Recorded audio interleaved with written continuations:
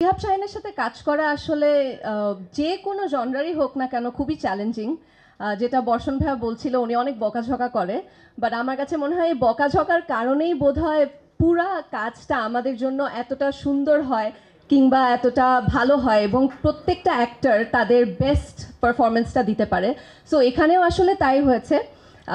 প্রত্যেকটা action sequence যেগুলো ছিল সেগুলোর জন্য প্রিপারেশন নেওয়াটা পার্টিকুলারভাবে আমার জন্য একটু ডিফিকাল্ট ছিল, কারণ এটা আমার প্রথম অ্যাকশন সিকোয়েন্স করা এবং মানে এত বড় একটা সিরিজে এই কাজটা করা, সেই সাথে অপূর্ব ভাইয়ের সাথে করা। সো সব কিছু মিলিয়ে পুরো কাজটা বা পুরো জার্নিটা আমার জন্য অনেক চ্যালেঞ্জিং ছিল, কিন্তু আমি আমার 100% চেষ্টা করেছি। ট্রেনিংয়ের প্রথম নার্ভাস ছিলাম, বাট এর পরে আসলে ফাইনাল যে আউটপুটটা এসেছে আই থিঙ্ক সবার ভালো লাগবে। প্রথমে যেহেতু আমরা আসলে অ্যাকশন সিকোয়েন্সের ট্রেনিংগুলো দিয়ে শুরু করেছিলাম, সো সেটা আসলে আমাকে অনেকটুকু হেল্প করেছিল এই ক্যারেক্টারের মধ্যে জার্নি করতে। সো সেটা একটা বড় হেল্প ছিল।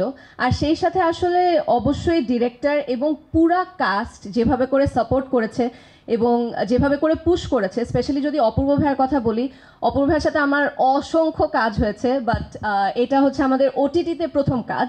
এবং প্রতিবারই যখন ভাইয়ার সাথে কাজ করি, ভাইয়া অনেক পুশ করে এবং চেষ্টা করে সবসময় যেন তার প্রতিটা, শুধু আমি না, তার প্রতিটা কো আর্টিস্ট যেন তাদের বেস্টটা দেয়, এবং এবারও সে ওই চেষ্টাটা করেছে।